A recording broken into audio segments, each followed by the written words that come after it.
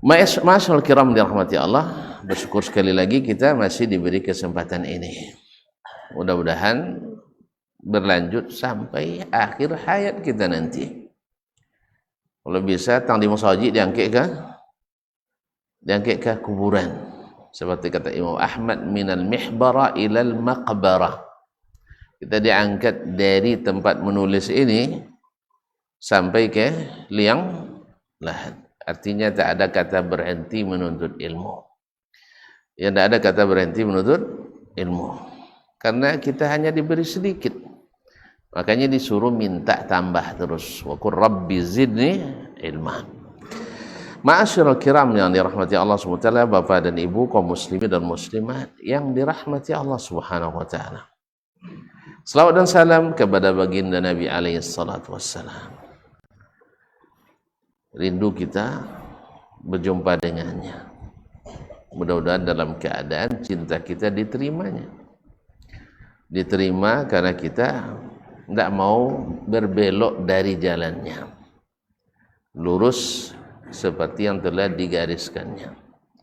Mudah-mudahan segala godaan, segala tipu daya, segala makar yang dibuat oleh syaitan dan yang mengikutinya dapat kita lewati dengan kekuatan hati, dengan keteguhan jiwa dan kekuatan iman dan taqwa insyaallah taala. Banyak-banyaklah selawat kepadanya dan ucapkan salam untuknya, kepada para sahabat yang dulu setia bersamanya, anak-anak cucu mereka serta para tabi'in yang juga mengikuti dan menegakkan yang telah mereka bangun. Mudah-mudahan kita di antara yang ikut pula meneruskan. Amin ya rabbal alamin. Bapak dan Ibu kaum muslimin dan muslimat yang dirahmati Allah, baik yang hadir maupun yang menyaksikan dimanapun berada, kembali kita bersama Imam An-Nawawi rahimahullah. Dengan mengharap ridha Allah SWT dan kemudahan darinya, kita masuk atau meneruskan babu kasrati turuqil khairi. Bab tentang banyaknya jalan-jalan kebaikan. Banyaknya jalan-jalan kebaikan. Subhanallah. Allah yang memudahkan itu semuanya. Jalan itu memang bagi sebagian berat tapi mudah kalau Allah yang memudahkannya. Karena jalan kebaikan itu banyak sekali Allah berikan, dan jalan-jalan keburukan itu banyak sekali yang Allah tutup. Ya, yang salah satu modal utama kita suka berbuat baik dan tidak suka berbuat buruk. Ini fitrah. Ya, kita suka berbuat baik, tapi pada asalnya kita tidak suka berbuat buruk, kecuali karena syaitan yang menjerumuskan kita. Nasallallahu alaihi wasallam. Qala rahimahullah ta'ala al-ashir, hadis yang ke-10. Anhu, daripadanya, yakni Abu Hurairah radhiyallahu ta'ala anhu, Abdurrahman ibn Sakhar ad-Dawsi, sahabat yang paling banyak meriwayatkan hadis dari Nabi sallallahu alaihi wasallam.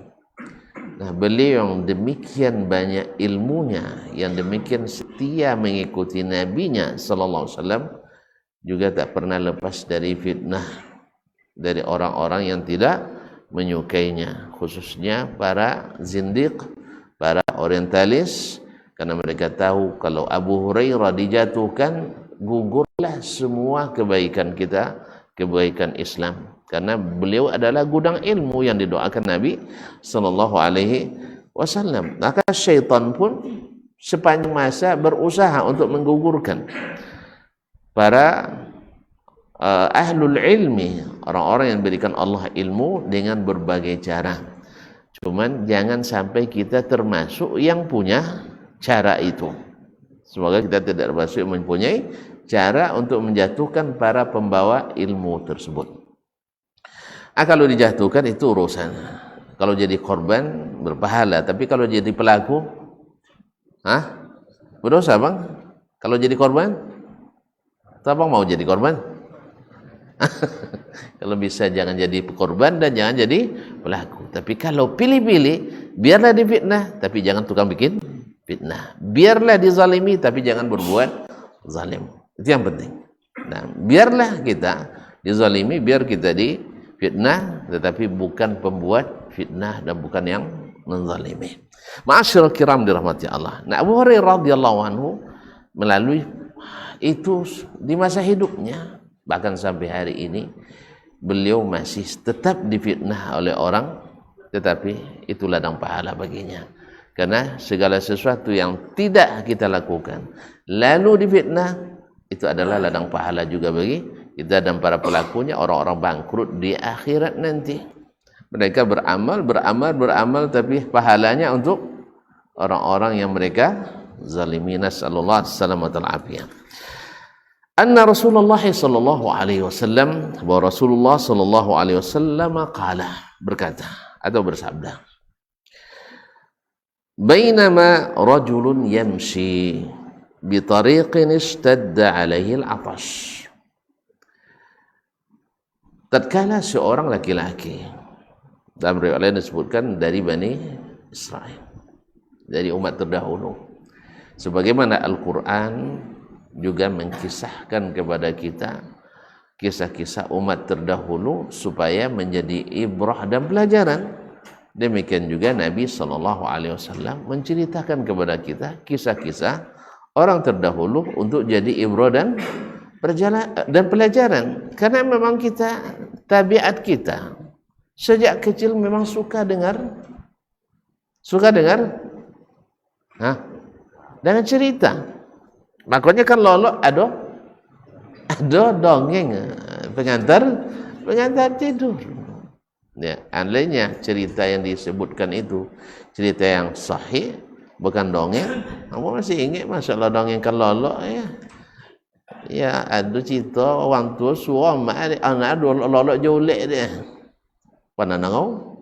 Ya tentulah generasi milenial dah habis lah. Kalau kami dulu kan lolok cerita amak. Itu cerita juga jalan panjang gitu tu. Jadi anak nan sarang dilulu dah olek di bola poi olek doa kawasan dek kena amil dapat dah. Nan sarang dek tengok macam itu suara anak lolok je olek. Lalu dia olek ndo dapat apa anak mati. Itulah kisah nak kami temu tiap malam menjelang lolok. Nampak yang mantap masya-Allah burung garuda. Burung gaudonya talu segadang rumah. Itulah sampai kini lu subuh kata lu segadang tu lah. Sampai basuh tak lu segadang tu boleh boleh makan talu gitu. Boleh makan talu, Allah musta'an. Ma'asyiral kiram dirahmati Allah SWT. Jadi Nabi alaihissalatu menyebutkan cerita yang diwahyukan kepadanya dan ada mengandung pelajaran yang berharga seperti yang akan kita dengarkan bersama. Bainama rajulun yamshi bi tariqin ishtadda alaihi al-'atash. Ketika seorang laki-laki berjalan, maklumlah kalau dulu di gurun-gurun itu berjalan panas sekali, terik sekali. Maka Allah siapkan juga kendaraan-kendaraan, yaitu binatang-binatang yang tahan tidak minum waktu lama karena dia punya cadangan air minum di dalam tubuhnya. Onta. Makanya ketika Allah SWT menyuruh kita, afala yanzuruna ilal ibili kaifa khuliqat, suruh perhatikan onta dulu, setelah itu baru afala yanzuruna ilal ibili kaifa khuliqat wa ilas samai kaifa rufi'at. Padahal lebih besar kejadian langit daripada kejadian onta, tapi onta itu adalah kebutuhan utama mereka. Langit mereka tidak pakai untuk berjalan kan. Oleh sebab itu maka disuruh perhatikan onta dulu. Apa sebab? Maka onta itu adalah hewan yang sangat tahan berjalan di padang pasir. Nah sekarang dia berjalan di padang pasir, yang penunggangnya tidak sama dengan ontanya. Penunggangnya, kalau onta bisa tidak minum 8 hari, kalau penunggangnya tidak bisa tidak minum. Berapa ketahanan tidak minum yang dokter coba? Sehari, alhamdulillah sehari 24 tak 24 jam tak tahan sudah. Tapi kecuali puasa tu memang Allah yang menguatkan. Nah, kecuali puasa. Tapi awak kan tak pernah puasa. Lebih pada 2 jam dah. Alhamdulillah. Kaum muslimin dan muslimat dirahmati Allah SWT. Jadi dia sangat haus. Istadda alaihi al-atash. Dia sangat haus. Nah, fawajada bi'ran. Allah, dalam kehausan itu dia mendapatkan sebuah telaga. Ya, orang haus, apa istilah bahasa awak, takanang ulam pucuk tiba, takanang minum ayu mengalir. Apa sebab kata pucuk dicinta ulam tiba, semua digali ayu datang. Subhanallah. Awak awi tiba-tiba basuh bertemu dengan sumur. Masya Allah, alangkah bahagianya dia. Fawajada bi'ran fanazala fiha fasharib. Turun lalu dia minum. Alhamdulillah, dia seolah-olah kehidupan kembali kepadanya. Thumma kharaja, kemudian keluar. Pas keluar dari yang namanya telaga, yang namanya sumur, pasti ya, di tempat kita yang banyak air berapa cincin sumurnya. Nah, sumur kita tak pakai cincin gini lah. Oh iya, lupa pakai bor. Berapa meter? 8 meter. Nah, taknya kisah lama memang tak besar cincin. Berapa sumur kan bawa dulu 5 cincin ya? 7 cincin. Nah, cincin tak habis nak kau lemang. Awak nak habisnya.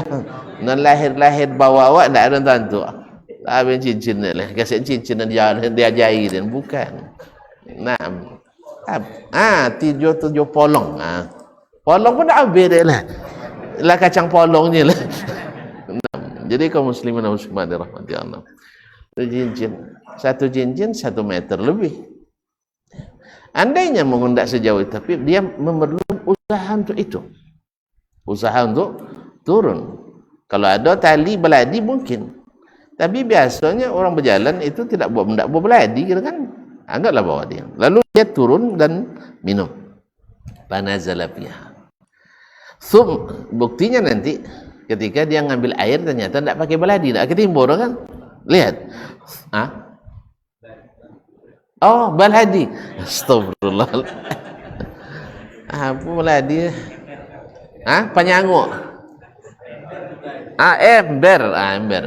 Panyangu ayu atau panyangu ayi. Nah, kalau bangkina panyangu ayi. Timbo. Timbo. Ember. Nah, baladi Nabi sallallahu. Summa kharaja. Kemudian setelah dia minum dari dasar telaga, kharaja, kembali keluar. Fa iza kalbun yalhath ya'kulu thara min al-'atash. Tiba-tiba dia temukan seekor anjing yang sampai menjilat-jilat tanah. Kan di sekitar itu mungkin ada tanah yang basah sedikit, dijilat-jilatnya mencari kalau ada air di situ, saking kehausan pula. Faqala ar-rajul, lalu laki-laki itu berkata dalam hatinya. Kenapa dalam hati? Tidak ada orang kawan di situ. Maka dia katakan dalam hatinya, laqad balagha hadzal kalba minal 'atashi mithlu alladhi balagani minhu. Mithlu alladhi kana qad balagha minni. Anjing ini mengalami kehausan seperti yang telah saya alami tadi. Datang rasa ibanya. Dia datang rasa ibanya, memberikan, dia sudah merasakan. Memang kalau kita sudah merasakan penderitaan, nengok orang pasti kita kasihan. Tapi kalau tidak pernah merasa, kita mungkin tidak terlalu ini menghayati. Makanya orang-orang kaya yang dulu miskin, melihat orang miskin pasti iba. Kecuali lupa kacang kalau lupa kacang boleh usuran lain tuh. Nah, tapi mereka yang pernah merasakan pahit getirnya kehidupan di masa sulit, menengok orang dalam kesulitan, dia akan iba tak sampai hati untuk tidak memberikan pertolongan. Apalagi yang baru saja jadi orang kaya baru. Tapi orang kaya baru ini kadang-kadang dia payah tuh. Nah, orang-orang yang baru kaya kadang-kadang lupa dia. Nah, sedang menembau tak lupa dulu kan. Nah, tapi banyak juga yang lupa. Apalagi yang sudah lama. Allah musta'an. Tetapi karena dia melihat sendiri dan mengalami sendiri, maka dia katakan anjing ini sudah mengalami kehausan seperti yang tadi saya alami. Panazalal bi'ra. Dia turun kembali. Subhanallah. Famala'a khuffahu. Lalu dia penuhkan sepatu kulitnya.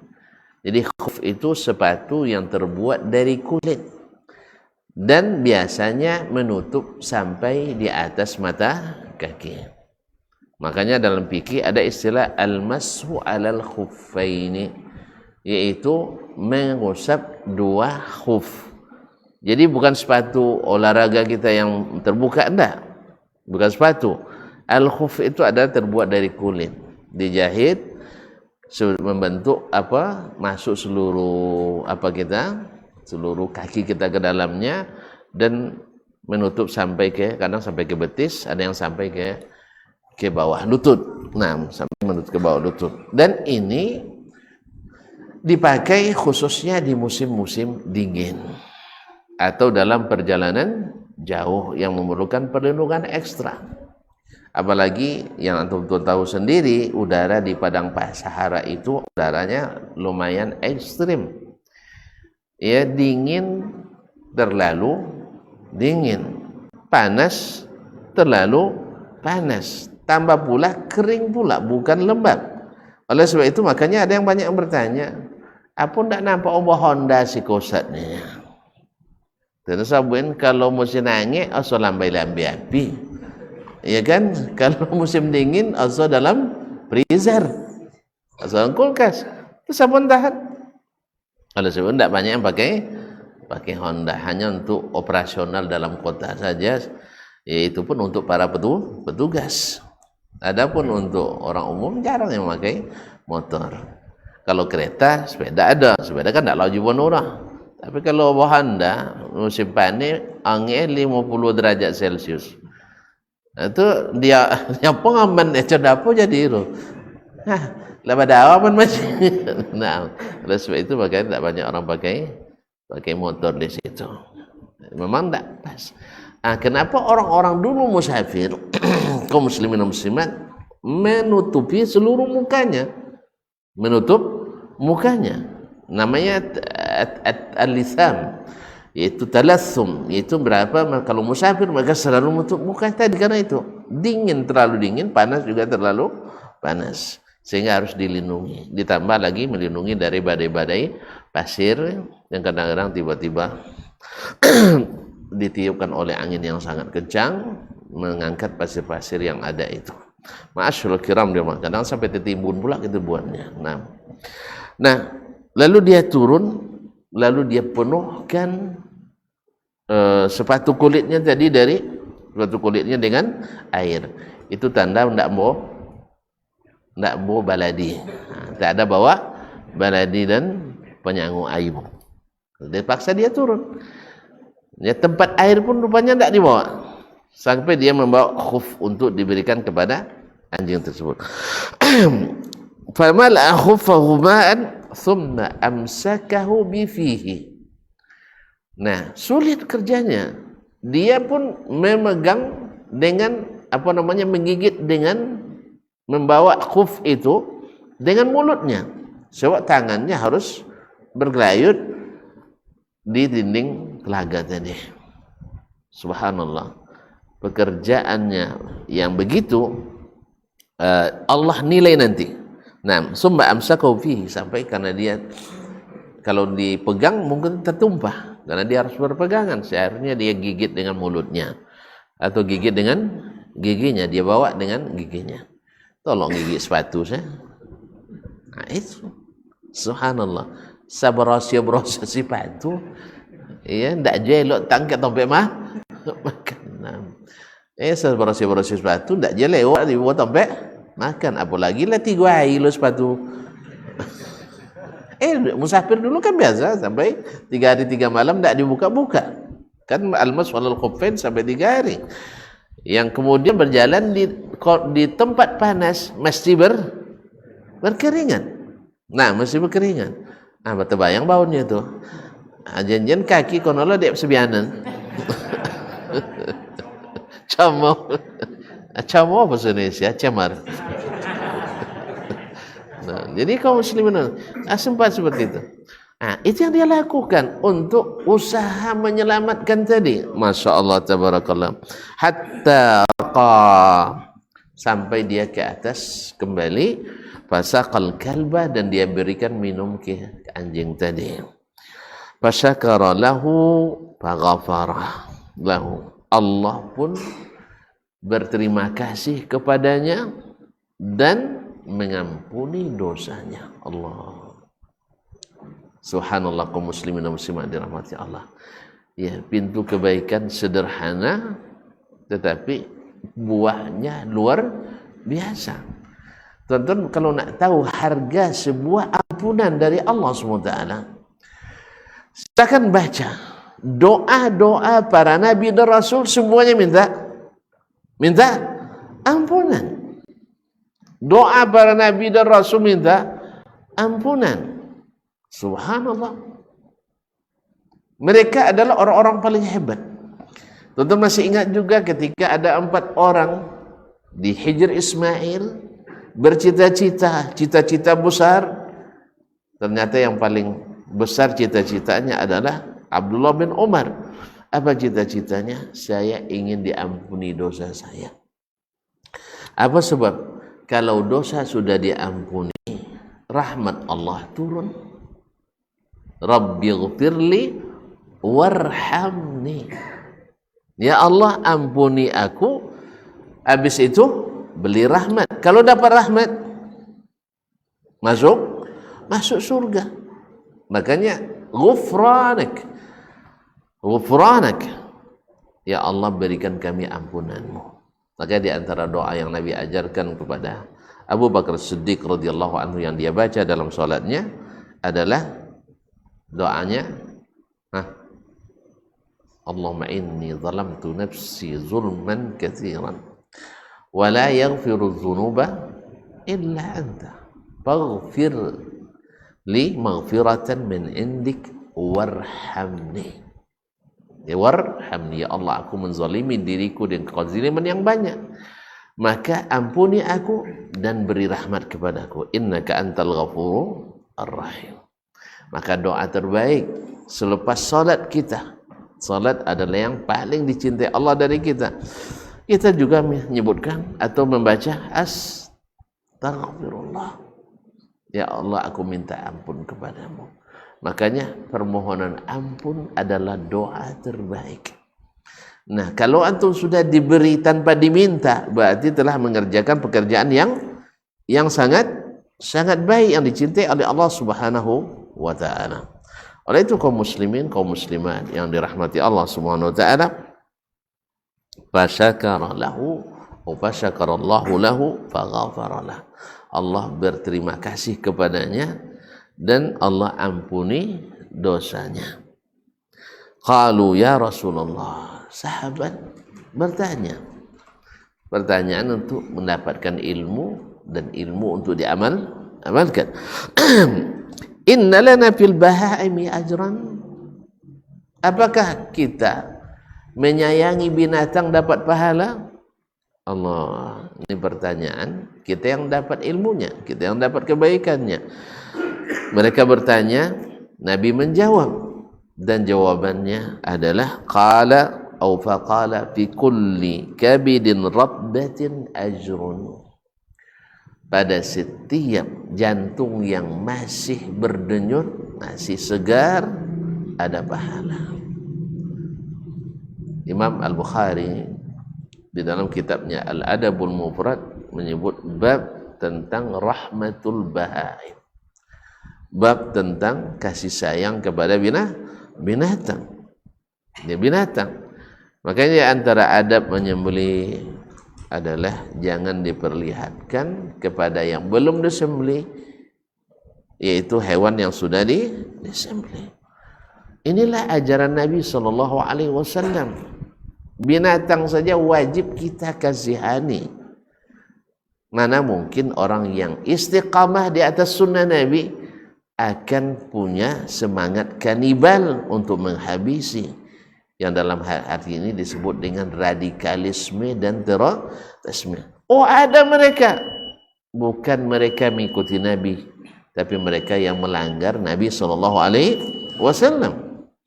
Makanya kampanye yang menentang kembali kepada Al-Quran dan Sunnah Nabi, kan dikhawatirkan punya pemikiran yang menghancurkan, itu adalah kampanye yang menghancurkan. Kampanye yang menghancurkan. Karena tak pernah umat manusia itu dapat disatukan dengan pemikiran anak manusia. Tapi hanya bisa disatukan dengan apa? Dengan agama yang Allah turunkan. Ma'asyiral kiram yang dirahmati Allah SWT.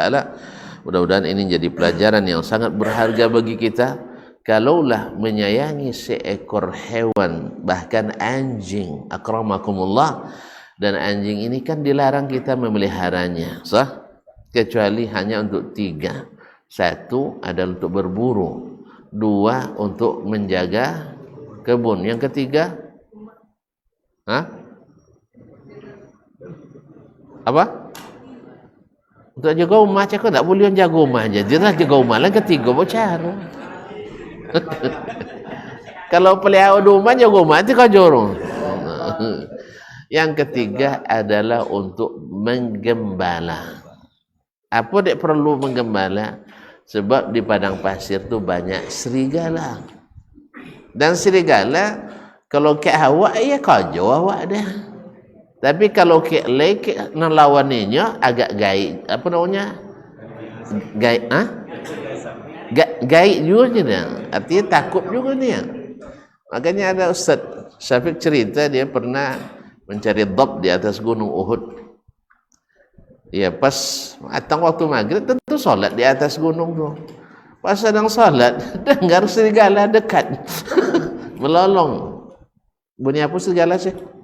Tak pandai buat nama. Aman tak pandai buat dah. Tantun sawai tapi tak pandai buat. Habis itu lintang pukang kawatun. Iya kan? Ya karena sudah dekat. Artinya apa? Serigala tak takut pada penggembala, tapi takut pada pengawal penggembala. Jelas? Ataupun tak lapis anjurnya sama kambingnya Ustaz ni. Anjur tak pandai metong dah. Tak bisa metong kau kambing awak, kau kambing awak. Jadi makanya harus dikolaborasikan antara penggembala dengan pengawal penggembala tadi. Ya kalau cukup anjur lopang ni kan. Ini kadang orang banyak mesti alat atau gede bamanya. Tak jolly di si alat kira. Tak jolly kadang yang di siti ala kan. Tapi dia suka siti ala pasti siti ala. Tak harus berbicara berkelahi, akhirnya berkelahi juga. Jelas? Banyak manusia, jenis manusia kaum muslimin. Hal-hal yang sangat mudah diselesaikan tapi jadi bahan perselisihan. Allah musta'an. Jadi apa dia anjur di bojor di wang lain lah jatuh sudah dia anjurnya. Itu bagian serigalanya. Tapi kalau wang nak balik atau wang nak malain, anjur tak dapat dia negosiasi lah. Ya? Oleh itu kaum muslimin dan muslimat dirahmati Allah, maka perlu penggembala dan perlu anjing yang menjaga. Selain itu tak boleh. Nah, yang seperti ini kalau kita kasihani mesti mendapat ridha ilahi. Buktinya diampuni. Allah berterima kasih kepadanya. Awak kalau dapat ucapan terima kasih dari Allah, bangga tak? Bangga sekali. Ama awak just terima kasih ke awak, bangga luar biasa. Tapi kalau Allah Rabbul Alamin yang berterima kasih kepadanya. Oleh sebab itu kaum muslimin dan muslimat, sayangilah para makhluk-makhluk Allah. Karena kita kalaupun boleh dibunuh, ada hewan-hewan yang dianjurkan dibunuh, tapi bunuh dengan cara yang terbaik, cara yang paling meringankan. Bukan berarti karena tak bisa ada hewan, tak bisa ada yang disuruh dibunuh atau halal bahkan dianjurkan untuk disembelih, tapi dengan cara yang Baik, wallahu taala alam. Insyaallah kita sambung selepas salat, selepas azan.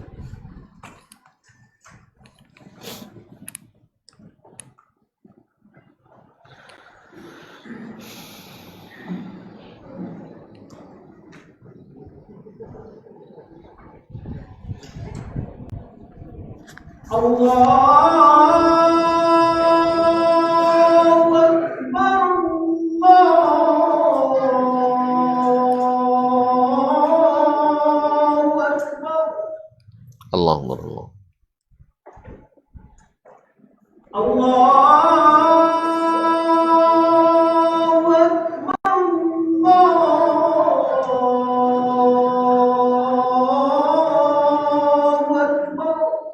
Allah Akbar. Asyhadu an la ilaha illallah.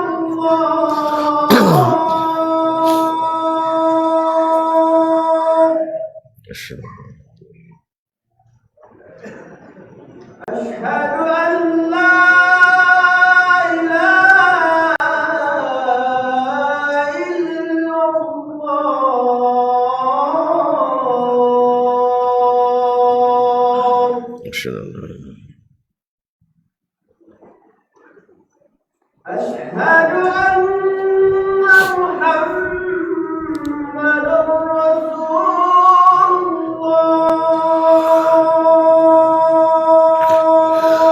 Asyhadu anna Muhammadar Rasulullah.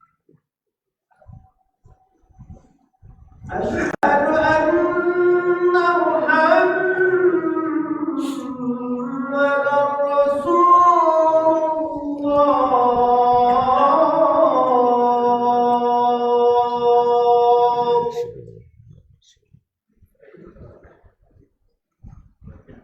Hayya 'alas salat.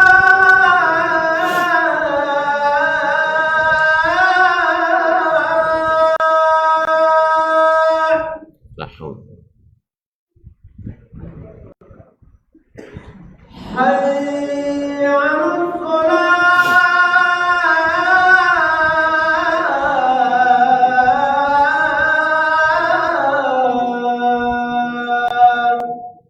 La haula wala quwwata. Hayya 'alal falah.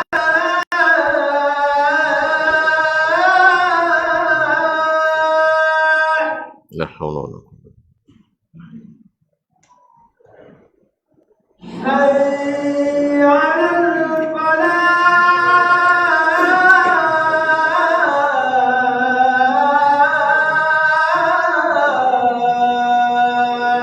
La haula wala quwwata.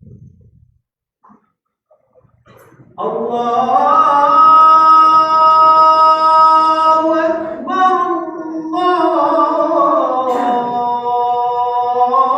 Allahu Akbar. Allah Akbar, Allah Akbar. La ilaha illallah.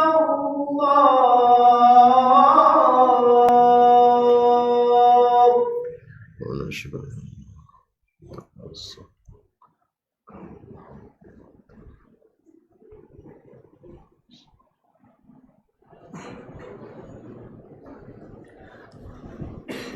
Bapak dan ibu-ibu kaum muslimin dan muslimat yang rahmati Allah SWT. Jadi Nabi SAW mengatakan fi kulli kabidin ratbatin ajrun. Pada setiap jantung yang masih berdenyut, jantung yang masih bernapas, yang masih segar, kalau diselamatkan ada apa? Pahala. Oleh itu kaum muslimin dan muslimat dirahmati Allah SWT, umat Islam sebenarnya syariat Islam sejak dari awal lebih duluan daripada orang-orang lain yang sekarang kan ada organisasi perlindungan binatang. Konsep kita sebenarnya sudah ada. Nah, wa fi riwayatil Bukhari, riwayat lain dalam Sahih Bukhari, fasyakarallahu lahu, Allah berterima kasih kepadanya, fa adkhalahul jannah, dan dimasukkannya ke dalam surga. Ya, maknanya sama. Orang yang diampuni insya Allah mesti masuk surga karena tidak ada dosa lagi. Tidak ada dosa kan tinggal kebaikan. Makanya kita minta selalu diampuni supaya yang tinggal hanya kebaikan sekali, hanya kebaikan lagi.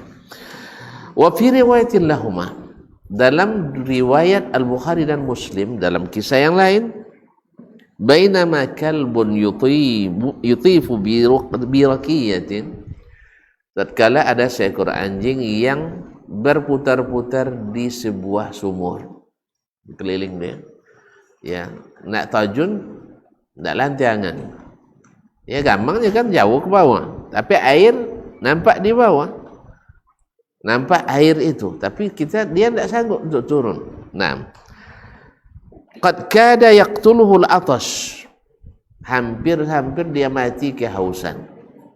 Izra'athu baghiyun min baghaya Bani Israel. Hal itu terlihat oleh seorang wanita. Baghi itu adalah PSK. Tahu PSK-nya? Biar keren sedikit bahasanya. Jadi pekerja sosial, pekerja sosial komersial. Banyak sial tuh ya, banyak sialnya. Memang pekerjaan sial, Allah musta'an. Dari Bani Israel. Jadi memang sepanjang masa itu ada PSK-nya. Dan selalu ada aturan jahiliyah yang melindunginya. Di masa jahiliyah sebelum Nabi diutus, ada aturan.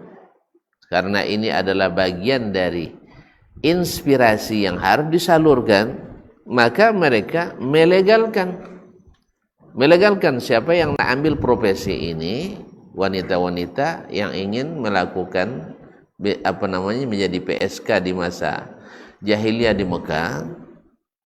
Apa dia lakukan? Tinggalkan, tegakkan bendera di depan rumah. Saya tidak tahu warna benderanya, nggak tahu, tidak menyaksikan, tapi yang jelas ada bendera di depannya. Tanda rumah itu siap menerima para pebisnis.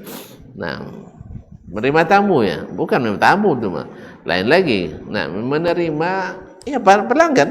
Nah, dan itu tidak akan diganggu. Siapa yang mengganggu akan berurusan dengan yang berwajib.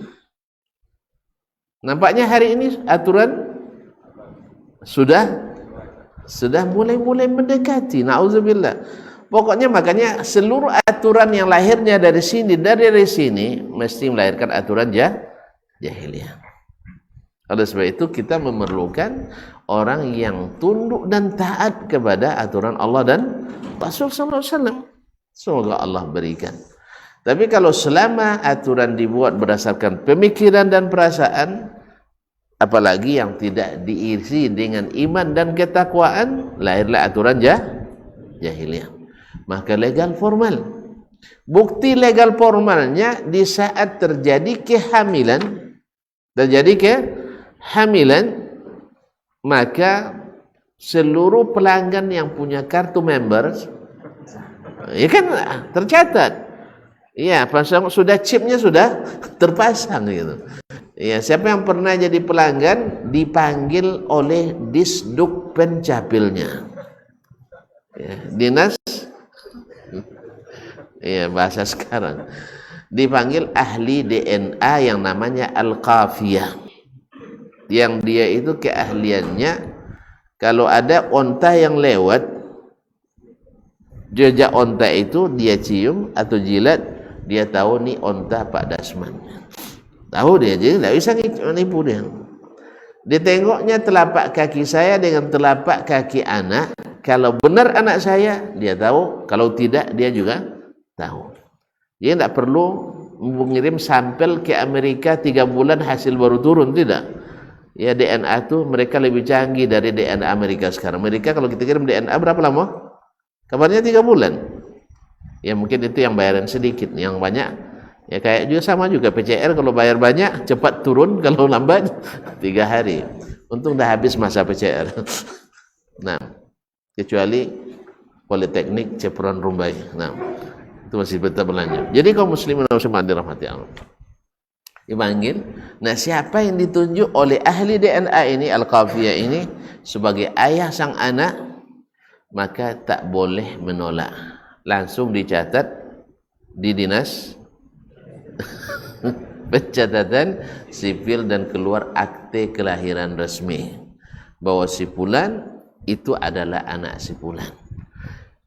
Padahal di dalam syariat Nabi Ibrahim, syariat Nabi Ismail, syariat Nabi seluruhnya, anak zina tidak boleh dinisbatkan kepada orang tuanya. Tapi karena aturan jahiliyah, akhirnya anak zina boleh dinisbatkan pada orang yang melakukan zina itu. Oleh itu kaum muslimin dan muslimat, ya hari ini dunia pun sudah juga mengarah ke memudahkan itu. Ya, memudahkan itu. Maka banyaklah berusaha, banyaklah berilmu, banyak berdoa, mudah-mudahan kita dijauhkan dari berbagai fitnah. Bahkan bukan hanya zina antar laki perempuan lagi, zina perempuan dengan perempuan nak dihalalkan, zina laki-laki dengan laki-laki. Tak apa cara tak tahu, tapi tetap juga nak dihalalkan. Jahiliyah, tak lain daripada jahiliyah. Tak ada iman, tak ada takwa, tak ada agama, dan agama itu ingin seperti yang dia inginkan. Ini juga ya arah bahwa agama mesti mengikut keadaan. Ini salah satu bentuk daripada penjauhkan kita dan pembodohan umat daripada agama mereka. Allah musta'an. Oleh itu kaum muslimin dan muslimat, selalulah di majelis ilmu supaya kita Allah jaga dengan ilmu dan iman kita. Nah, kaum muslimin dan muslimat. Nah, baghiyun, dilihatlah anjing tadi oleh seorang baghi, seorang pezina di kalangan Bani Israel, min baghi Bani Israel, fanazaat muqaha. Melihat itu lalu dia buka khufnya tadi, sepatunya tadi, sepatu yang terbuat dari kulit itu. Fastaqat lahu bihi, dengan itu dia mengambilkan air dan diberikannya minum ke anjing tersebut. Apa yang dilakukan Allah? Saqathu faghfira laha bihi. Lalu Allah ampuni dosanya dengan itu. Luar biasa. Dia menyayangi hamba, makhluk Allah itu luar biasa. Ini kalau ini diberikan Allah kepada apa tadi? Kalau ini yang Allah berikan kepada orang yang menyayangi binatang, bagaimana dengan orang yang mengasihi dan menyayangi manusia? Pasti akan lebih daripada itu. Oleh sebab itu kaum muslimin dan muslimat, kita dapatkan kalau para ulama yang berilmu dan mengamalkan ilmunya, kemudian diberikan Allah harta, dia akan memberi seperti pemberian orang yang tak takut jatuh miskin. Ya, seperti Abdullah Mubarak rahimahullah ta'ala, yang kalau haji itu selalu bawa rombongan gratis. Rombongannya digratiskan, tapi tidak dari awal dia bilang gratis, supaya orang tu punya izzah untuk sedikit meminta kepada dia. Ya, kalau dia bilang gratis, segan-segan lah orang nak boleh korma kan, sogan boleh tambang lah gratis, nginap lah gratis, makan lah gratis, tu nak minta oleh-oleh je lah. Nah, tapi ketika dia ambil setoran dari orang itu, misalnya antum setor 50 dinar, ini 30 dinar, dia simpan, dia catat dalam catatannya. Nanti setelah pulang baru semuanya dikembalikan.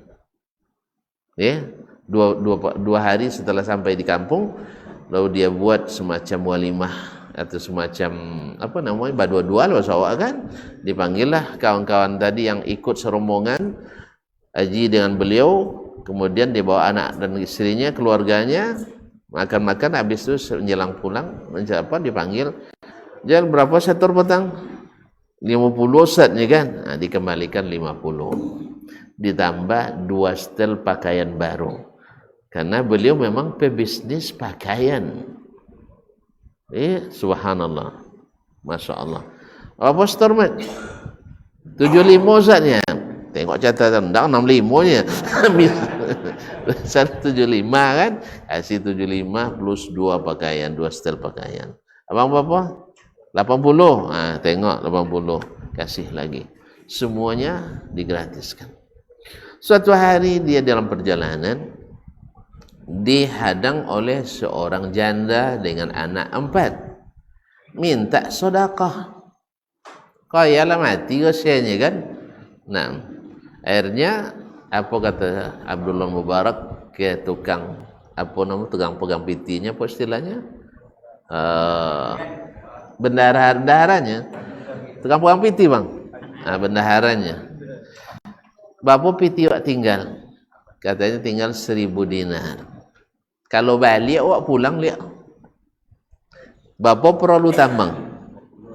Perlu 30 atau 30 dihafalkan 30 dinar. Kalau gitu sisakan yang 30 dinar untuk tambang kita balik dan selebihnya berikan pada ibu ini. 970 dinar. Kalau dinar dikonversikan dengan rupiah hari ini hanya 2,5 juta. Berarti bapak bayi piti ke jandor ya? 2 miliar lebih. Kalau lah 2 miliar lebih, esok kok lalu saya minta je dulu lah. Tapi kalau 2,000 ya, lah coba. Tadi dok pay di lampu merah atau baik gadang je kan? Kan babi waktu itu 10 aja 10.000.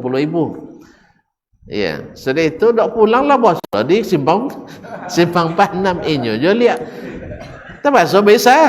Pulangnya 10.000 dah kelas awaknya.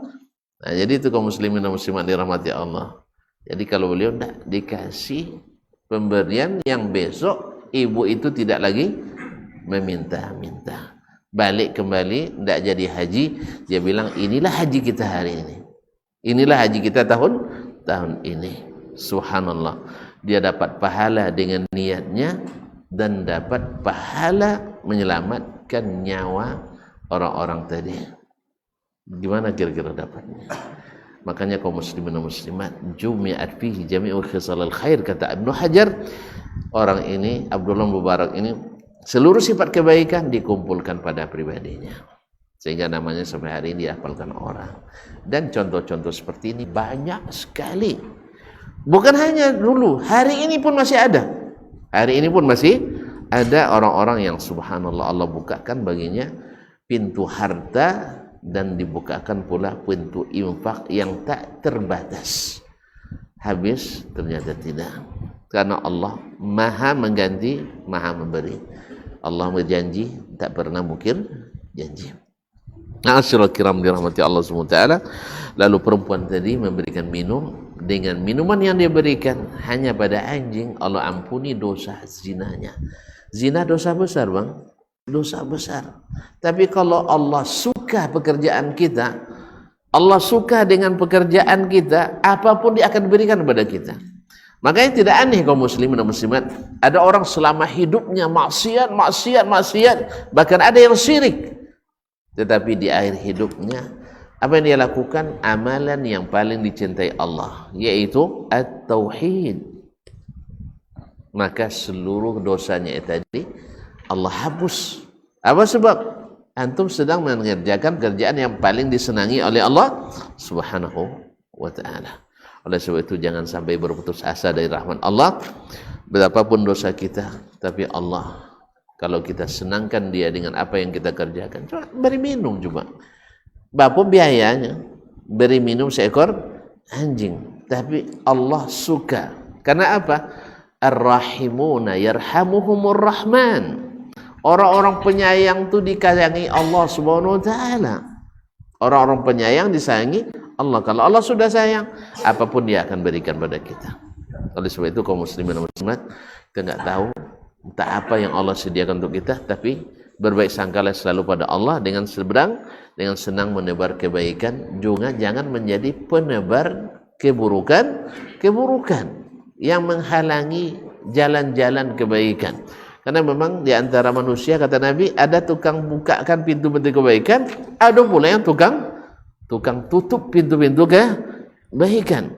Jadilah kita para pembuka pintu kebaikan supaya Allah dapat kita senangkan, sehingga kita pun mendapat lebih dari yang kita harapkan. Nah, barangkali sampai di sini kajian kita malam hari ini.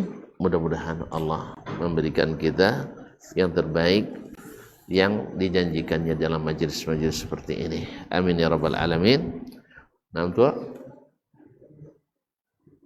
Jangan tanya nomor kita ndak ben tu. Nah. Atau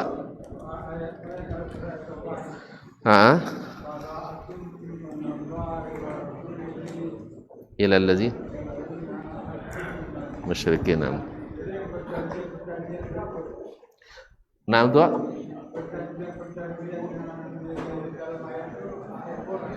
ya, perjanjian Nabi SAW membuat perjanjian dengan kaum musyrikin bahwa mereka masih dibolehkan untuk haji ke Baitullah. Karena orang-orang musyrikin dulu mereka tetap haji. Apa sebab? Mereka masih mengaku mengikut Nabi Ibrahim alaihi assalam. Maka mereka dibolehkan oleh Nabi SAW. Tapi pada tahun ke-10, tahun ke-9 setelah Fathu Makkah tahun 8, turun ayat ini, perjanjian itu harus dibatalkan. Karena apa? Orang musyrikin itu najas. Apa najis? Ya najis. Badannya bukan. Agamanya najis, kotor. Oleh sebab itu, fala yadkhulunnal masjidal haram ba'dal haramim hadza. Jangan sampai mereka masuk lagi Masjidil Haram setelah tahun ini. Jadi tahun terakhir itu tahun ke-9. Jelas tu? Jadi segala perjanjian yang telah dibuat sudah otomatis dibatalkan oleh Allah Subhanahu wa taala, karena Al-Ka'bah didirikan untuk mentauhidkan Allah. Maka tak patut kaum musyrikin, jelas, tak patut kaum musyrikin untuk beribadah di situ. Jelas? Tak? Nah, sama, masjid didirikan untuk Allah Subhanahu wa taala. Maka tak patut kita membawa jalan-jalan kesyirikan ke dalamnya. Apa di antara jalan kesyirikan? Membangun kuburan keramat dalam masjid. Itu jalan kesyirikan. Nanti orang sujud pula depan kuburan itu. Syirik apa tidak? Syirik. Iya. Walaupun kita tidak otomatis nampak si fulan sujud dekat kuburan kita bilang syirik, enggak. Seperti yang difitnah oleh kaum-kaum yang tidak bertanggung jawab. Kita ini semua musyrikin menurut Wahabi. Bukan, antum baperan memang karena pelaku itu masalahnya. Orang yang melakukan kesalahan lalu dibaca kesalahan itu, dia akan merasa sendiri. Makanya jangan jadi terlibat melakukan pelanggaran itu. Jelas? Sama orang mencuri. Kalau dia pencuri, lalu ada ceramah tentang pencurian, dia akan kepanasan sendiri.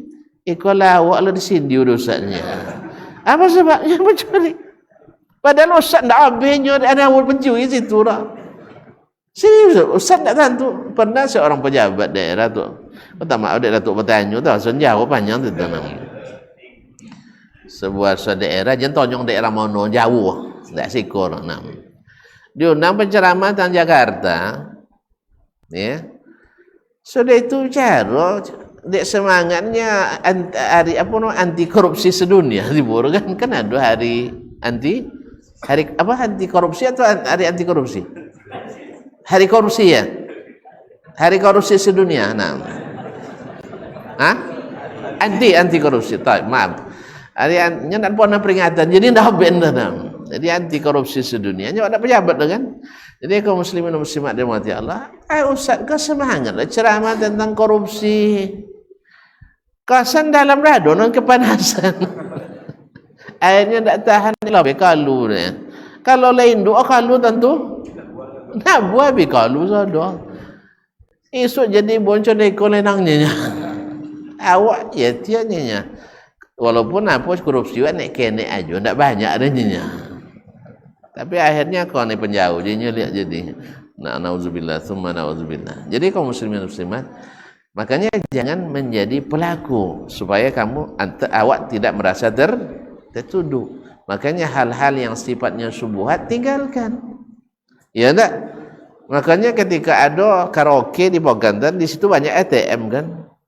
Nah lain usah laku ATM lo. Cik itu nih lo gak condohnya kan. Anda tahu alat banti situ dah. Apa sebab? Kok lalu amatnya? Ini kan apal deh. Apal BM. Ya kan BM sekian ya kan. Situ saya nampak malam minggu petang. Pati nak ngaji di Kinang ni. Itu. Makanya jangan tempat-tempat yang meragukan jangan dibuat. Togang dek Nabi, jan solat menghadapku, jan dibuat. Sebab kalau antum buat tu dikaji dek ustaz masalah itu, mak lah tuduh jadi musyrik dahnya. Tapi kalau antum selamat dari itu, antum tak akan baperan. Jangan. Ada sebab hindari yang dilarang Nabi SAW. Jangan buat alasan juga. Tanah dayan nya. Kan ada nyebut kalau tanah awak boleh kubun di situ.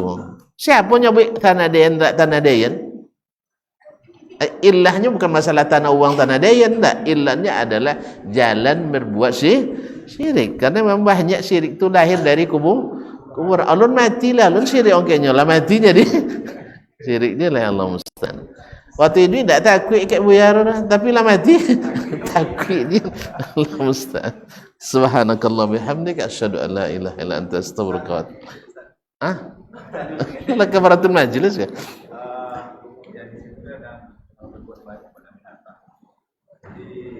Tentang apa ya? Bagaimana dengan binatang hidup dijadikan umpan? Seperti ikan kecil dijadikan umpan, dengan besar seperti cacing dijadikan umpan. Ini menyiksa apa enggak? Kalau menyiksa jadi buat. Jadi buat nah. Enggak tengok no. Banyak jalan lain yang bisa digunakan. Alhamdulillah bukan hanya umpan ikan kecil yang masih hidup. Jangan dilakukan karena itu penyiksaan. Itu adalah penyiksaan. Hah? Kalau mati? Kalau mati, alhamdulillah tidak ada masalah. Dan tengok je orang mancing dia nampak ni dibuat dia ayam lah mati siku kan. Dibuat kawik banyak situ. Ngono sodoh, kan kadang sodoh. Berarti iya bang. Nyawa ngaji kan tak baikan tu malah. Cuma ngaji kan baikan. Tak apa umpan pun diampung. Saya pernah mancing ikan selais, ompek mah tu panjang, asal masuk ompek ngono. Suanto masuk ember gadang ni kan. Nah, Allah musta'an. Jadi kalau masuk penyiksaan jangan lakukan. Allah taala alam. Baik, subhanakallah hamdika asyhadu an la ilaha illa anta astaghfiruka wa atubu ilaik. Wassalamualaikum warahmatullahi wabarakatuh.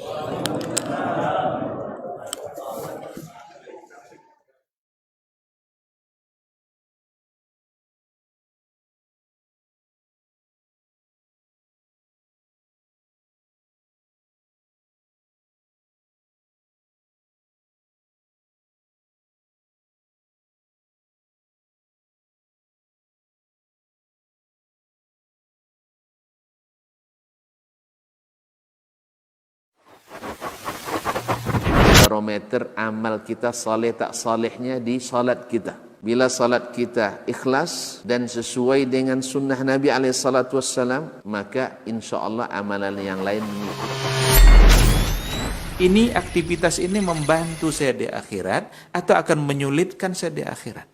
Kalau seandainya perbuatan itu ternyata akan menyulitkan kita di akhirat kelak, tinggalkan perbuatan itu. Anta ni'mal jund. Kamu adalah sebaik-baik prajurit. Coba lihat. Kamu adalah sebaik-baik prajurit. Maka tujuannya adalah menghancurkan kehidupan rumah tangga.